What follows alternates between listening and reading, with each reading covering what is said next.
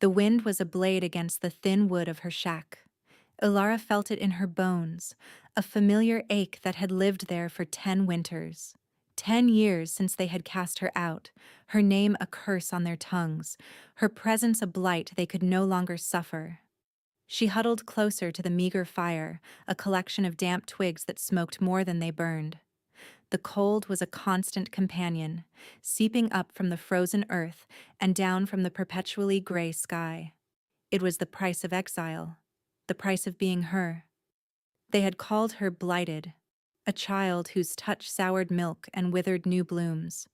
It had started small, a patch of dead grass where she'd sat, a pet bird that had grown still in her hands. Her father, a man of rigid pride and a member of the village council, had endured the whispers for as long as he could. Then, the whispers had become accusations. Witch. Curse-bearer. The day they banished her, the sun had been bright, a cruel mockery of the darkness descending on her life. She was 15. They had given her an axe, a flint, and a threadbare cloak, and pointed her toward the Whisperwood, the vast, untamed wilderness that bordered the lands of the Alpha King. No one ever returned from the Whisperwood. It was a death sentence disguised as mercy, but she had not died. She had learned the ways of the forest. She learned which roots were safe to eat, how to track rabbits, how to read the clouds for signs of a coming storm. The blight, her curse, had become a strange sort of tool. Predators seemed to shy away from her scent. The most venomous snakes gave her a wide berth. It was as if death recognized its own reflection in her and chose to walk a different path.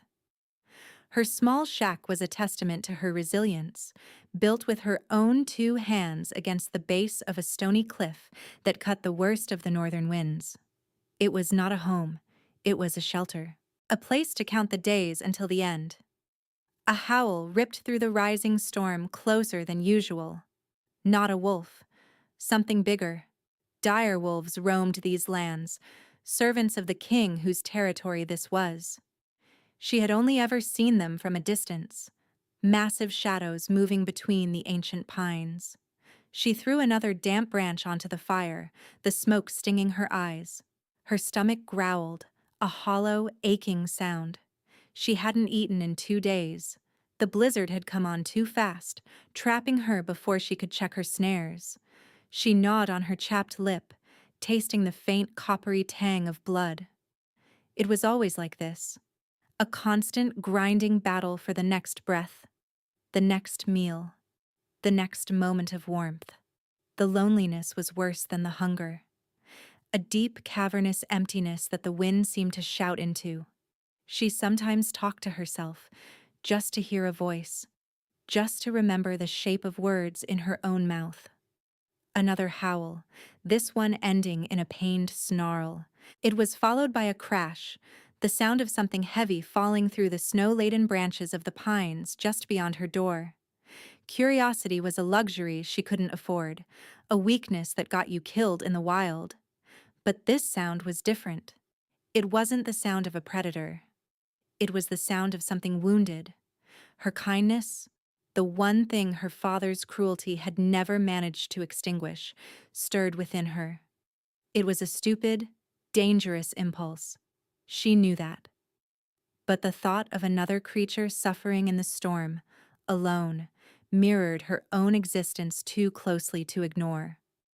Wrapping her thin cloak tighter around her shoulders, she took a deep breath. The air she drew in was frigid, burning her lungs. She unbarred the flimsy door, and the wind tore it from her grasp, slamming it back against the wall. Snow swirled into the small space, instantly dousing the pathetic flames of her fire. Darkness and cold rushed in to claim her. She stepped out into the blinding white. The snow was already past her ankles, the wind a physical force that threatened to knock her from her feet. She shielded her eyes, squinting into the maelstrom. The sound had come from a small copse of trees about 50 paces from her shack. She fought her way toward it, leaning into the wind, her boots sinking deep with every step. The cold was immediate and brutal, 1,000 needles piercing her skin. She found him at the base of an old oak. He was huge, a mountain of a man, clad in dark, rich furs that were torn and matted with snow and something dark that had to be blood. A great black direwolf lay dead a few feet away, its neck snapped at an unnatural angle. Another was whimpering, dragging its broken hind legs as it tried to crawl toward the man. But it was the man who held her gaze. He was lying half buried in a snowdrift, his face pale as marble in the fading light.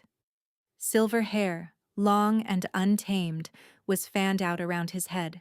Even unconscious, his features were harsh, sculpted from granite and ice. A predator's face, beautiful and terrifying. On the leather of his pauldron, barely visible beneath the snow, was a sigil she recognized from the proclamations her father used to read. The snarling wolf's head, crowned in jagged ice. The Alpha King. Fear, cold and sharp, pierced through her. This was Kale, the Winter King, the ruler of all the northern packs, a being of myth and nightmare. They said he was centuries old, that his heart was made of ice, that he commanded the blizzards themselves.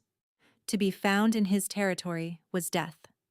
To be found by him was a fate far worse. The wounded direwolf let out a low growl, baring its teeth at her, but it was a weak, pathetic sound. The man, the king, did not stir. His chest rose and fell in shallow, stuttering breaths. He was dying. She should have run. Turned around, gone back to her shack, and barred the door. Pretended she had seen nothing. Survival screamed at her to leave him to the storm he supposedly commanded.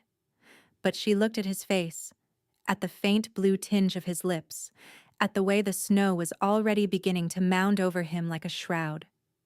She saw not a king, not a monster of legend, but a man dying alone in the cold. And she couldn't do it. She couldn't leave him. It was madness. It was suicide. She waited closer, her heart hammering against her ribs. The injured wolf whined, a pleading sound now, as if it knew its master was in peril. Elara ignored it and knelt beside the king. She reached out a trembling, gloved hand and brushed the snow from his face. His skin was cold, not the normal cold of someone lying in a blizzard. It was a deep, unnatural cold, like touching a block of ice carved from the heart of a glacier. It seemed to suck the warmth right out of her fingertips. He groaned, a low rumble in his chest. His eyes fluttered open. They were not the color of ice, as the legends claimed. They were silver, pure, polished silver, and they glowed with a faint internal light. They fixed on her, unfocused, but intense. Warm. The word was a bare whisper of breath, a plume of white vapor in the air. Then his eyes rolled back in his head, and he was still once more. That single word decided it. He was freezing to death. Whatever power he held, whatever terror his name inspired, he was no match for the elements right now. And she had a fire. Or she had had one. She could build another. Getting him back to the shack would be impossible. He was twice her size, all lean muscle and heavy bone. But she had to try. She looped her arms under his, planting her feet as firmly as she could in the shifting snow. She pulled. He was impossibly heavy, dead weight. For a moment she thought she would fail. Her muscles screamed, her back bowed. But desperation gave her a strength she didn't know she possessed. She dragged him, inch by agonizing inch, through the deepening snow. The 50 paces back to her shack felt like a mile. The wind tore at them, trying to reclaim him, trying to pull her down with him. By the time she hauled him over the threshold, she was sobbing with effort, her lungs on fire, her limbs numb. She collapsed beside him on the frozen dirt floor, the storm raging outside. The shack offered little protection, but it was something. She crawled to the hearth, her hands shaking so badly she could barely strike the flint. The kindling was damp. It took her an eternity, her fingers growing stiff and clumsy, before a tiny spark finally caught. She nurtured it, blowing on it with her remaining breath, feeding it the driest pieces of bark she had. Slowly, miraculously, a small flame flickered to life. She piled more wood on, careless of her meager supply. She needed warmth. He needed warmth. She dragged his massive frame closer to the fire, grunting with the effort. She managed to pull the heavy, wet furs away from his body. Beneath, he wore simple black leathers. His torso was a roadmap of old scars, pale lines against skin that was frighteningly pale. But it was the cold radiating from him that terrified her. It was a living thing, a presence in the room.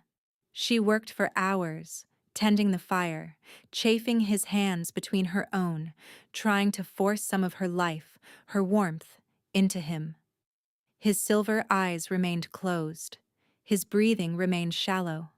She was failing. Exhausted and hopeless, she slumped against him. She was so tired, so cold. She rested her head against his chest, listening to the faint, faltering rhythm of his heart. It was a slow, sluggish beat, like a drum in the far distance. She closed her eyes, just for a moment. She woke with a start. The fire had burned down to glowing embers, and the shack was plunged back into a deep, biting cold. But that was not what woke her. It was the hand on her head. A large, impossibly cold hand, resting gently in her hair. She looked up. His silver eyes were open, clear and focused now. He was watching her, his expression unreadable. The fury and power she expected to see were absent. In their place was a profound stillness, a deep and ancient weariness. "Who are you?" His voice was a low rasp, like stones grinding together. It held an authority that vibrated through her bones. "Ilara," she whispered, her voice hoarse. She tried to pull away, suddenly aware of their proximity, of the fact she had been sleeping on the chest of the Alpha King. His cold fingers tightened slightly in her hair, not painfully, but enough to hold her in place. "The exile," he stated. It wasn't a question. He knew. Of course he knew. He was the king. This was his land. "Yes, Your Majesty," she breathed, her fear returning full force. He studied her face, his silver gaze so intense it felt like he was peeling back layers of her soul. "You are not a blight," he said, his voice quiet. "You are warm." She didn't know what that meant. She didn't know what to say. He was the most powerful being she had ever encountered, and he was looking at her as if she were a puzzle he couldn't solve. The door to the shack burst open, not with the force of the wind, but with the force of men. Two guards in wolf-pelt cloaks filled the doorway, their swords drawn. Behind them stood a tall, severe-looking man with a neatly trimmed gray beard and eyes like chips of flint. "Your Majesty," the older man exclaimed, his voice a mixture of shock and relief. His eyes darted from the king to Ilara, and his expression hardened into one of pure contempt. "Step away from the king, witch!" The guards advanced, their blades glinting in the firelight. Ilara scrambled back, pressing herself against the rough-hewn wall, but the king raised a hand. A simple, quiet gesture. The guards froze instantly. "She stays," Kale said. His voice was weak, but the command in it was absolute. He pushed himself into a sitting position, a movement that clearly cost him a great deal. He did not look at his men. His silver eyes remained fixed on Ilara. "She is coming with us." The journey back to the citadel was a blur of fear and confusion for Ilara. She was placed on a horse, wrapped in a thick fur cloak that belonged to one of the guards. King Kale rode at the head of the procession, silent and imposing, though she could see the rigid set of his shoulders, the way he held himself against a pain no one else could see. Lord Valerius, the severe-looking advisor, rode beside her. He did not speak to her, but she felt the weight of his stare, cold and calculating. He was the one who had called her a witch. She knew with a certainty that chilled her more than the wind that this man was her enemy. The citadel was not a castle. It was a fortress carved from the heart of a mountain. Towers of black granite clawed at the sky, and the walls were sheathed in ice that never melted, even in the height of summer. It was a place of immense power and crushing cold. As they passed through the great gates, Alara felt the collective stare of hundreds of wolves, both in their human and animal forms. Whispers followed her like ghosts. The exile, the blighted one. Why has the king brought her here? She was taken not to a dungeon, as she had expected, but to a suite of rooms high in one of the towers. They were opulent, furnished with dark wood and heavy tapestries, but they were also freezing. No fire burned in the massive stone hearth. The chill in the air was as deep and penetrating as the one that radiated from the king himself. A young servant girl, barely older than Alara had been when she was cast out, brought her food and a change of clothes. The girl wouldn't meet her eyes, her hands trembling as she set the tray down. The fear was a wall between them. Alara was a prisoner in a gilded cage. She spent 2 days in solitude, the silence of the stone rooms broken only by the howling of the wind outside. On the 3rd night, he came. The doors opened without a sound, and he was there. A shadow in the darkness. He moved with a predator's grace, silent and fluid. He had changed from his traveling leathers into simple black trousers and a tunic that did nothing to hide the breadth of his shoulders. "You are afraid," he said, his voice filling the cold silence. He stood across the room from her, near the hearth that remained stubbornly lifeless. "You are the king," she replied, her own voice a small thing in the vast chamber. "I am," he agreed. He took a step closer. The temperature in the room seemed to drop several degrees. "My council believes I should have you executed. Lord Valerius is most insistent. He says your blight is a danger to us all." Alara's breath caught in her throat. She wrapped her arms around herself, a futile gesture against the cold and the fear. "Is that why you brought me here? To be your executioner?" He was silent for a long moment, his silver eyes studying her. "No," he said finally. "I brought you here because when you touched me for the first time in a century," the cold receded. She stared at him, uncomprehending. "I don't understand." "There is a price for my power, Alara," he said, his voice dropping, becoming softer, almost confessional. "An ancient curse on my bloodline. My strength is born of winter. It grants me long life, immense power, and it is slowly freezing me from the inside out. One day it will consume me entirely, and I will become nothing more than a statue of ice." He held up his hand. In the dim light she could see a faint crystalline sheen to his skin, as if it were dusted with frost. "My healers can do nothing. The greatest mages in the land have tried and failed. For 100 years the cold has spread. But when I woke in your hovel, with your head on my chest, there was warmth. Faint. Fleeting. But it was there." He took another step, and another, until he stood directly in front of her. He was so tall he eclipsed the faint moonlight filtering through the high window. He smelled of pine and winter and something else, something uniquely his. "This is not an arrangement of affection," he stated, his voice turning hard again, as if regretting his moment of vulnerability. "You are a curiosity, an anomaly. I will keep you here, study you. You will remain in these rooms. You will speak to no one but me. In return, you will not be executed, do you understand?" She could only nod, her mind reeling. A curse. He was dying. And somehow her own curse was connected to it. He reached out, his movements slow, deliberate. He took her hand. His touch was shockingly cold, a deep, seeping chill that made her flinch. But she did not pull away. She forced herself to remain still as he turned her hand over, his thumb tracing the lines on her palm. A flicker. It was so faint she almost thought she imagined it. A tiny spark of warmth, deep within her, that seemed to answer the cold of his touch. It traveled up her arm, a ghost of heat. He felt it too. His silver eyes widened almost imperceptibly. His grip on her hand tightened. He stared at their joined hands as if he had never seen them before. "What are you?" he whispered, more to himself than to her. He released her abruptly, stepping back. The warmth vanished, and the profound cold of the room rushed back in. He looked at her, his face a mask of controlled confusion.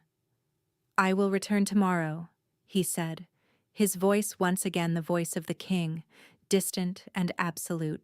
Then he was gone, leaving her alone in the freezing silence, her hand still tingling with the memory of a warmth she had never known she possessed. He kept his word. Every night he came to her chambers. Their meetings were strange, tense affairs.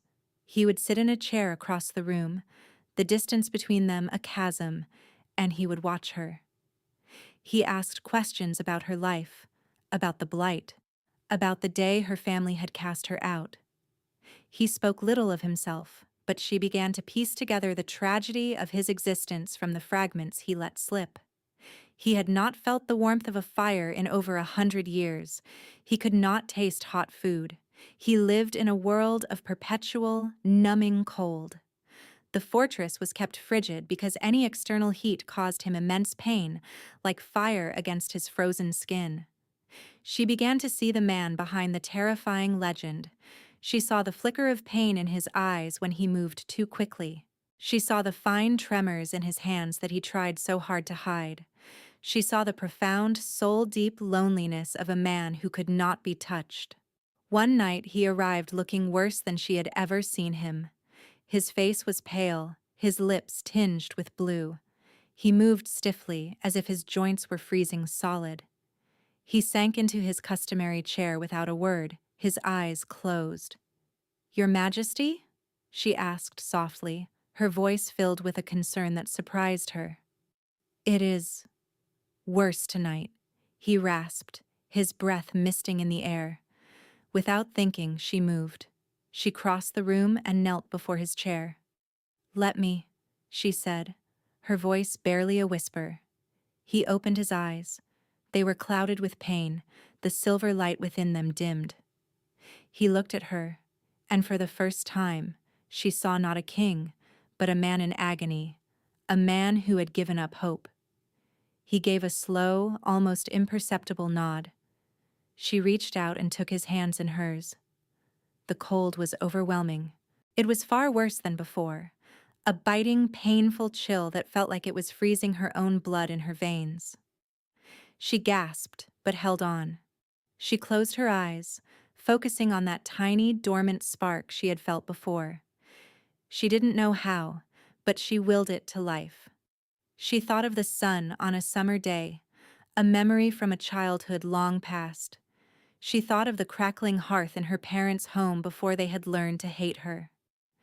She poured all her longing for warmth, for connection, into her touch. A pulse of heat, stronger this time, flowed from her palms into his. Kyle let out a sharp, hissing breath. It was not a sound of pain, it was a sound of shock, of relief. He stared down at their hands, his expression one of utter disbelief.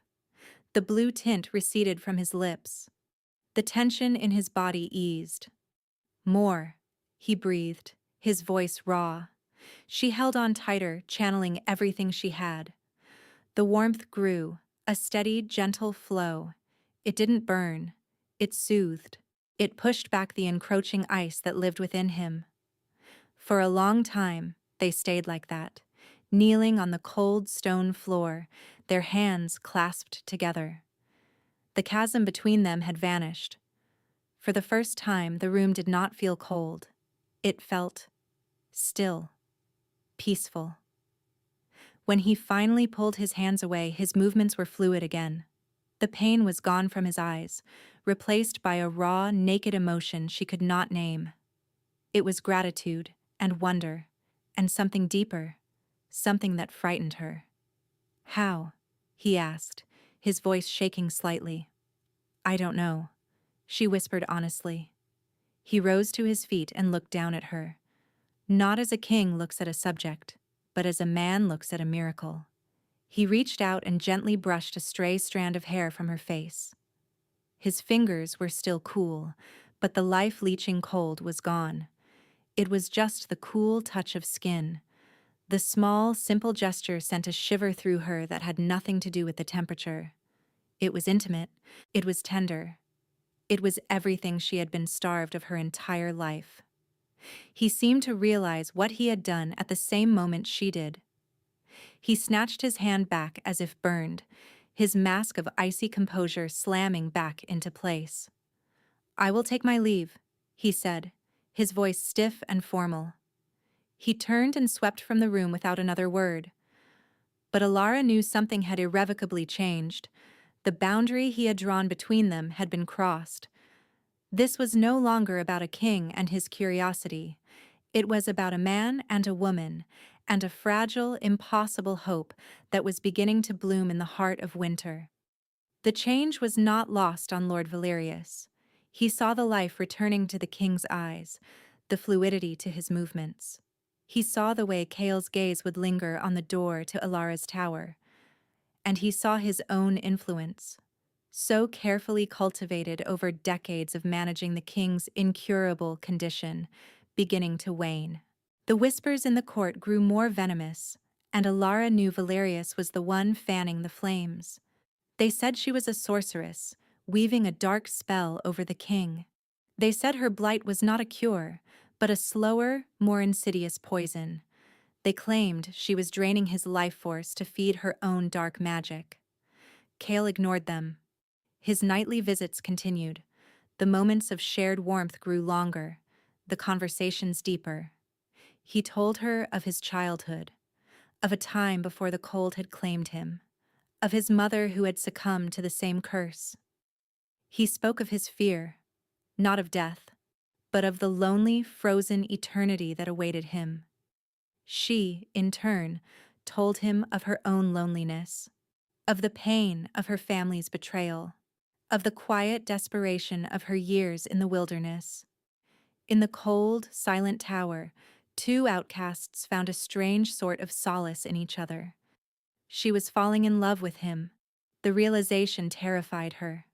To love a king was foolish. To love a man who was cursed, a man whose world was so far removed from her own, was a path to certain heartbreak. But her heart didn't care about logic. It only cared about the look in his silver eyes when the warmth from her hands eased his pain. The threat, when it came, was swift and brutal. It happened during a meeting of the king's council. Kale had insisted Alara attend, a silent observer standing by his throne. It was a declaration, a clear message to his court that she was under his protection. Lord Valerius was making a report on border skirmishes, but his words were laced with insinuation, his eyes constantly flicking toward Alara. "The men are restless, Your Majesty," he said, his voice smooth as oiled leather.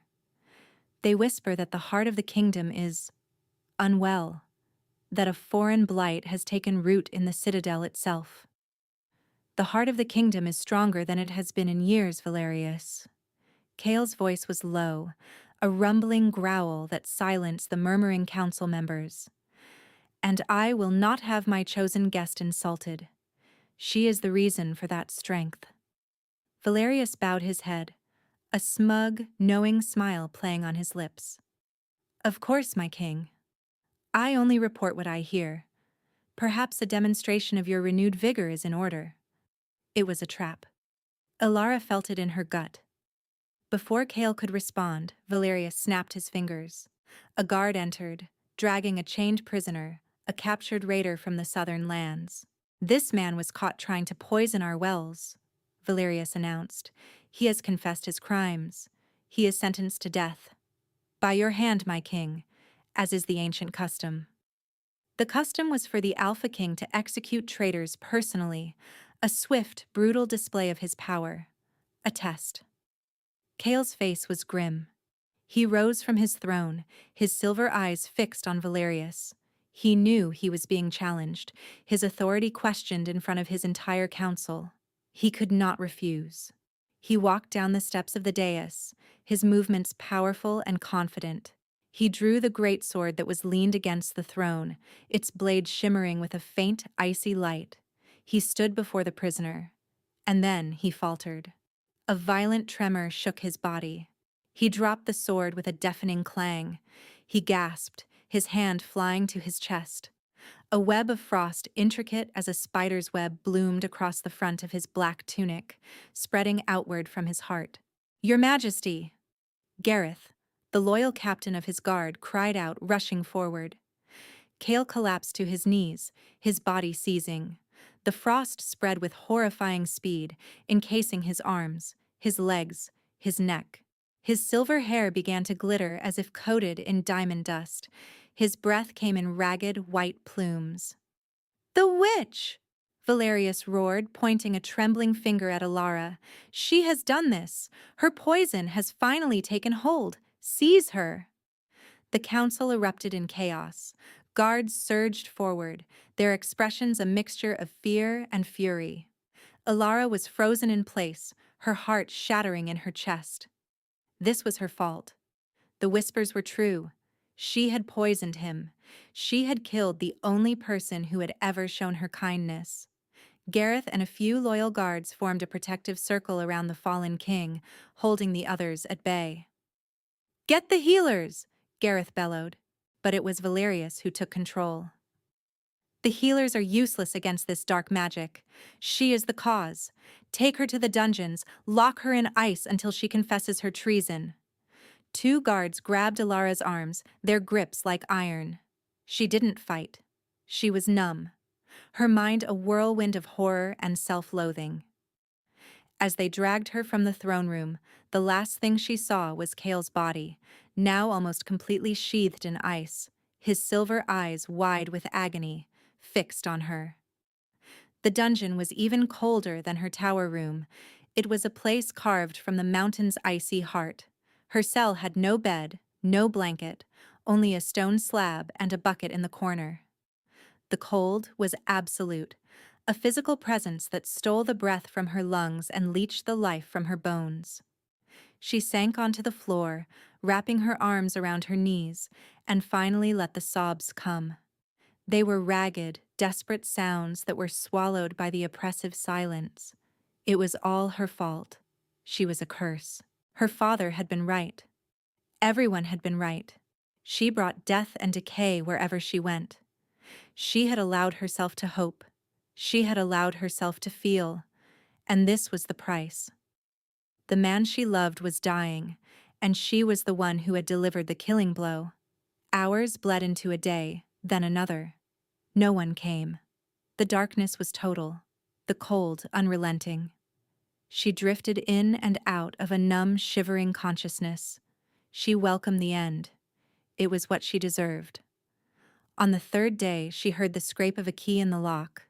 The heavy door creaked open, spilling faint torchlight into her cell. It was Gareth, the captain of the guard.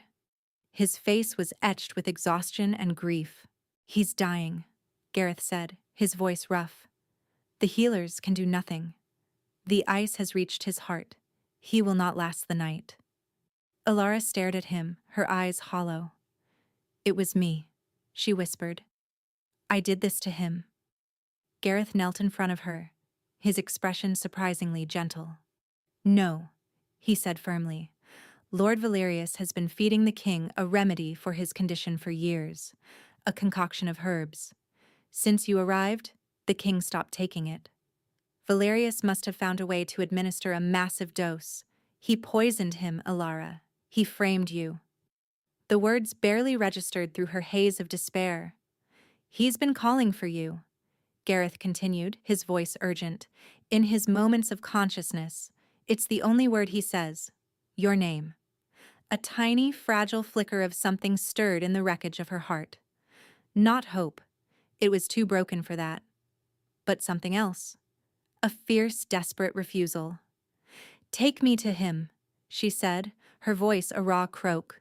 Gareth helped her to her feet. Her legs were stiff and weak, but she forced them to move. He led her through secret passages, away from the eyes of the guards loyal to Valerius. The king's chambers were colder than the dungeon. The air itself seemed frozen solid. The walls, the floor, the grand bed, everything was coated in a thick layer of rime. Healers stood helplessly in the corner, their faces grim. And standing by the bed, a triumphant smirk on his face, was Lord Valerius. Cale lay on the bed, a still frozen figure. He was completely encased in a crystalline shell of ice, so thick it obscured his features. Only the faint, slow rise and fall of his chest showed that he was still alive. "What is the meaning of this, Captain?" Valerius snapped, turning as they entered. His eyes widened in fury when he saw Ilara.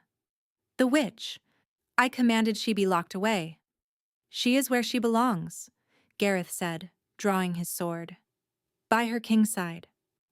Ilara didn't hear them. Her eyes were fixed on the frozen form on the bed.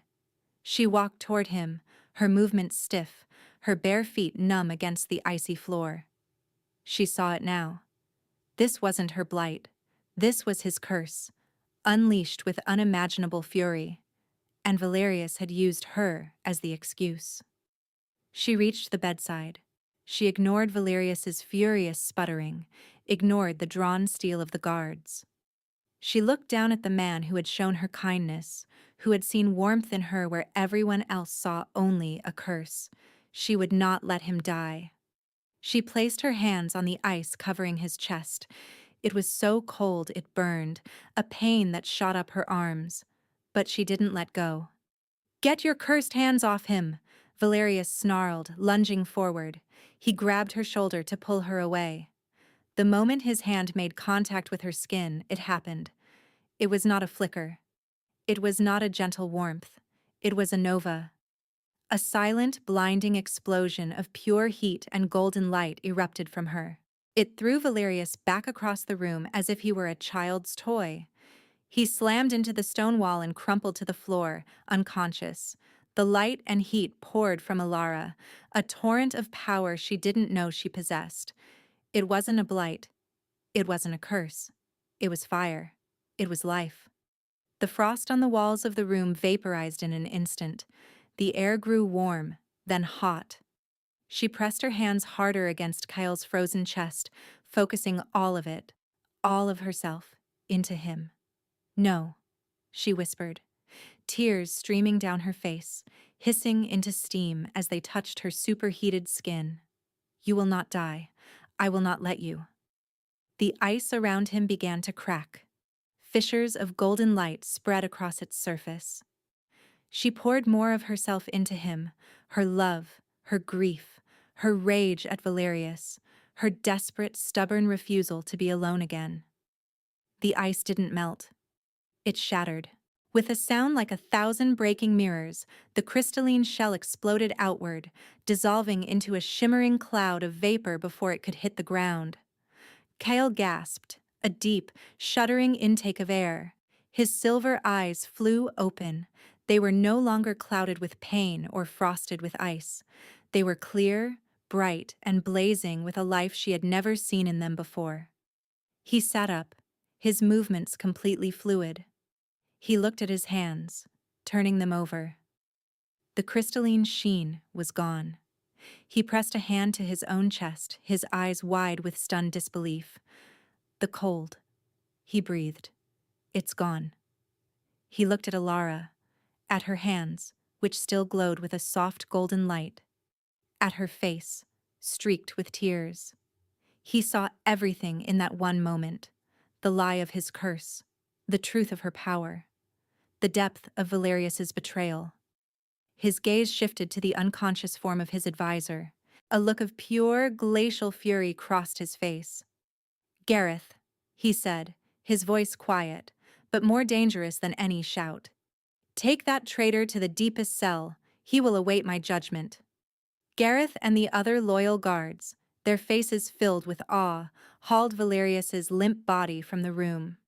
The healers, looking utterly dumbfounded, bowed and backed away, leaving them alone. Kale turned back to Alara.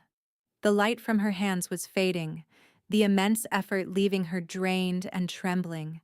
She felt weak, dizzy, her legs threatening to give out. Before she could fall, he was there. He moved from the bed in a single fluid motion and swept her into his arms. He held her close, his body radiating a warmth that was entirely his own. It was not the fire she had summoned. It was the simple, steady heat of a living, breathing man. He buried his face in her hair, holding her as if he would never let her go. "You saved me," he murmured against her skin. "You saw me," she whispered back, her voice muffled by his tunic. "When no one else did." He pulled back just enough to look at her, his hands framing her face. His thumbs gently wiped the tears from her cheeks. His silver eyes were filled with a century of pain and a moment of pure, unadulterated love. "My family believed the curse was absolute," he said, his voice thick with emotion. "That love would be the final trigger, that to feel warmth for another would be the thing that froze our hearts forever. Valerius used that. He twisted it. He told me it was incurable, that my only hope was to remain cold, isolated." He shook his head, a look of wonder on his face. He was wrong. The curse wasn't that we couldn't love. The curse was that we couldn't survive without it. We needed to find our fire, our balance. He leaned in, his forehead resting against hers. "I'm saying that I love you, Alara, and it didn't kill me. It saved me." The words hit her with the force of a physical blow, shattering the last of her self-doubt, the last vestiges of the worthless, blighted girl she had always believed herself to be. She was not a curse. She was a cure. She was not an outcast. She was his salvation. "I love you," she said, the words feeling as true and as powerful as the fire that lived inside her. He smiled, a true, breathtaking smile that transformed his harsh features into something beautiful. It was like watching the sun rise after a lifetime of winter. Then he lowered his head and kissed her. It was a kiss of warmth and life, a promise of a new dawn. In the heart of the winter fortress, spring had finally begun. 6 months later, the citadel was unrecognizable. The perpetual ice on the walls had melted, revealing the dark, strong granite beneath. Great fires roared in every hearth, their warmth filling the halls that had been cold for a century. Laughter and conversation echoed where once there had been only silence. The fortress was no longer a tomb of ice. It was a home. Alara, their sun queen, walked the battlements, a fine cloak of deep blue wool wrapped around her shoulders. The wind was crisp and cool, but it no longer held the biting chill of death. It was just the wind. Below, in the courtyard, children played. They were the children of the court, who for generations had been raised in hushed, cold corridors. Now their shrieks of joy were the new anthem of the kingdom. They were no longer afraid of their king, and they revered their queen. She was the one who had brought back the sun. Strong arms wrapped around her from behind, and a familiar warmth pressed against her back. Kale rested his chin on her shoulder, his arms securely around her waist. "What are you thinking about?" he asked, his voice a low, contented rumble against her ear. "I'm thinking about how much has changed," she said, leaning back against his solid chest. "I'm thinking of a cold little shack in the woods." He turned her in his arms to face him. The silver of his eyes was always bright now, always warm. The lines of pain and weariness that had been carved so deeply into his face had softened. He looked younger, more alive than she had ever thought possible. "I think of it too," he said softly. "I think of the bravest woman I have ever known, dragging a half-frozen king out of a blizzard, giving him the last of her firewood." She smiled. "I thought you were going to execute me." "I was," he admitted, a teasing glint in his eye. "But you were much too warm to kill." He grew serious again, his hand coming up to cup her cheek. His touch was always warm now. Alara, do you ever regret it? This life? You were free in the woods. Here, you are a queen. There are duties, politics. She placed her hand over his, her skin glowing with a faint, momentary pulse of golden light, a small, intimate sharing of her fire. I was not free, she said. I was surviving. With you, I am living. His thumb stroked her cheekbone, his gaze full of an emotion so deep it still sometimes stole her breath away. Good, he murmured, because I have no intention of ever letting you go. Lord Valerius had been judged and found guilty of treason and attempted regicide. He was now in the same icy cell Alara had once occupied, stripped of his titles and his power, left to contemplate his betrayal in the cold. He had tried to make his king's entire world. Justice had been served. Her own family had sent a missive, full of fawning apologies and pleas for forgiveness, begging for a place at court. Kale had wanted to send his armies to burn their village to the ground. Alara had simply sent a reply of 2 words. I decline. She had a family now, a pack, a kingdom that was learning to embrace the warmth. She had no need for the people who had thrown her to the wolves. Gareth has news from the southern border, Kale said, his voice pulling her from her thoughts. The raiding clans are suing for peace. They say the northern winter has lost its bite, and they have no more reason to fight us. Alara laughed, a clear, happy sound that the wind carried across the courtyard. Tell them they are welcome to trade, as long as they bring wine. He chuckled, the sound vibrating through her. My fiery queen, a diplomat as well. He leaned in and kissed her, a long, lingering kiss that spoke of shared nights and quiet mornings, of a bond forged in ice and reforged in fire. When they broke apart, they stood in comfortable silence, watching the sun begin to set, painting the sky in hues of orange and gold.